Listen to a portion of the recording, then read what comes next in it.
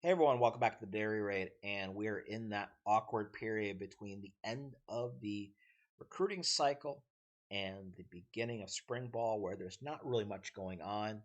And instead of mining other people's comments and stories to create content about news and notes that really aren't that interesting, I want to bring the Dairy Raid back to one of the core ideas that I had at the beginning, and that is education and helping you as a fan or as a coach broaden your football knowledge base to better enhance your game day experience going forward.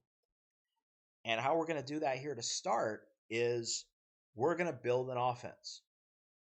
We're going to build an offensive playbook, an offensive system from page one, so you as a fan and as a coach have a better understanding of what it takes to build a system, what it takes to implement a system, and what it takes to execute a system as we go forward.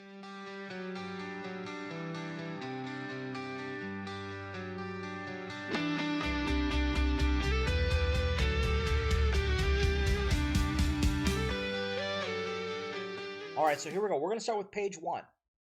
And page one has to be your offensive philosophy. This is the mental outlook and approach that you're taking to your offense. Because if you don't have a philosophy and core beliefs in what you want to do and how you want to execute it, then all your offense is going to be is a collection of plays without focus, without purpose. And that's something we want to avoid, because then eventually you're going to get to situations where you're not going to have answers to the questions that the defense asks. And this is coming straight from my 2025 playbook. And what I believe as my offensive philosophy and how I'm building my offense going forward. All right. So we want to establish who we are, what we believe in, and what we plan on doing. And for me, that is a multiple offense that will keep defenses in a state of conflict of assignment. And conflict of assignment it's something that we talked about before with the air raid, but it applies to any offense.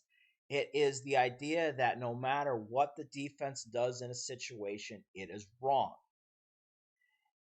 And by putting them in a situation like that, they're going to second guess. When they second guess, they react slowly, and now they're thinking instead of reacting. Offenses that struggle are offenses that allow defenses to play assignment football and just see what's in front of them and attack what's in front of them. I want to have an offense that punishes defenses who attack me and not take everything in at the same time.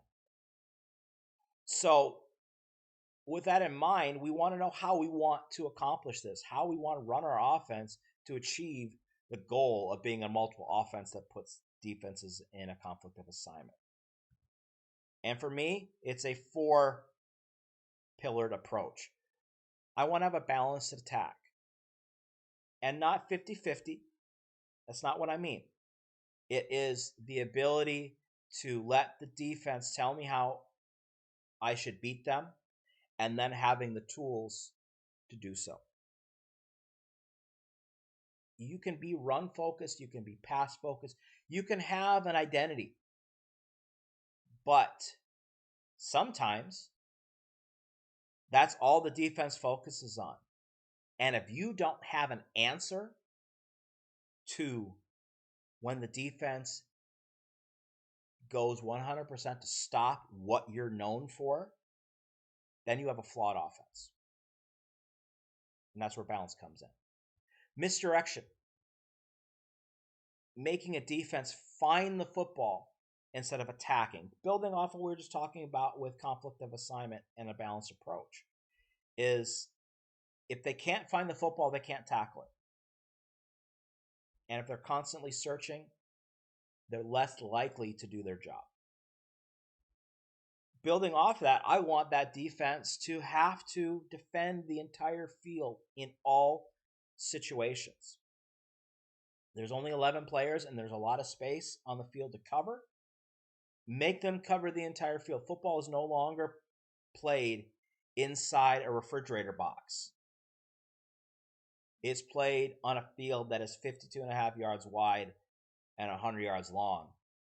And good offenses will make a defense defend that entire space at all times.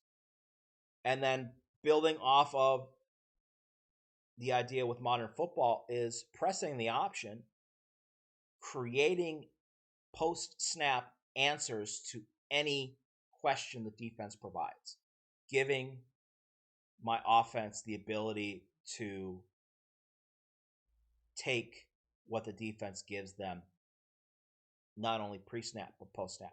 That could be RPOs, play action, zone reads, whatever.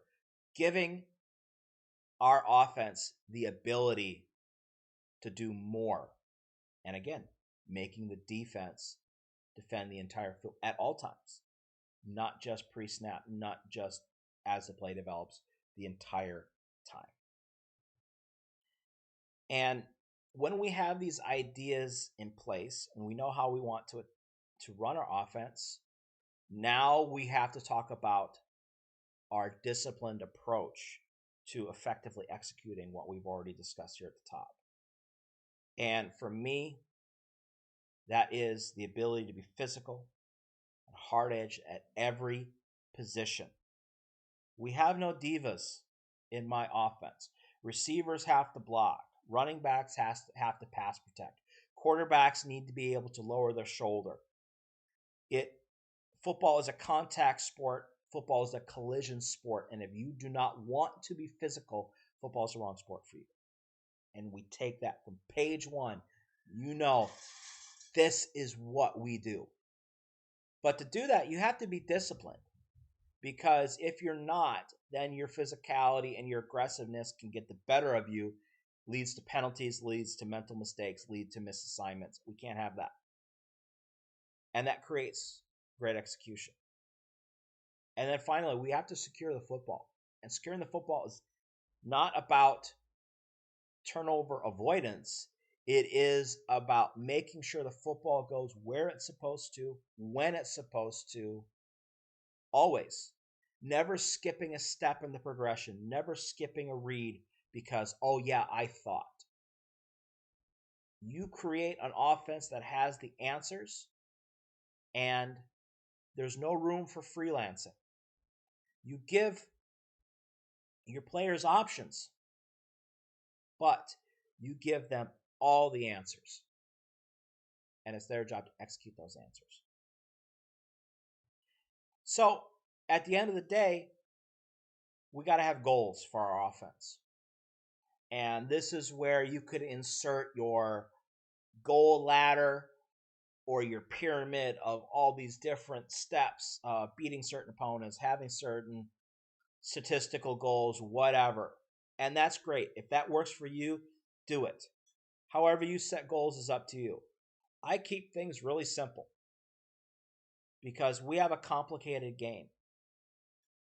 But it all boils down to two things: scoring and winning. And that's all I care about. Scoring more points than my opponent, which allows me to win. It does not have to get more complicated than that with offensive football. You can win ugly. You can score low. And you can still win football games. And that's all that matters. All that matters. And it takes a coach to look at himself and to look beyond what his ego wants him to do. And just keeping it simple. Just win the football game. And by efficiently preparing with attention to detail and preparing smarter than our opponents, everything we listed above should be second nature and should be easy. And now we have a complete offensive philosophy. This is my approach to building an offense, calling plays, and deciding how my team will beat their opponent. Doesn't have to get more complicated than that. It's page one. It's the first thing your players should see when they open their playbook. All right, that's it for chapter one of this series, episode one. Next time, we are going to get into, now that we're getting into the system, we're going to get into the most key aspect of the system, and that is your communication. How you translate the X's and O's into a language that your players can understand, remember, and execute as if it was second nature. And it is an aspect of the game that I think we are starting to lose focus on, where play names are getting 15, 16, 17 words long, and we get away from the point of what we're doing, which is communicating the X's and O's in an efficient manner that our players can remember, execute. That's it. All right, so that's it for now. Thank you for watching, and we will see you next time.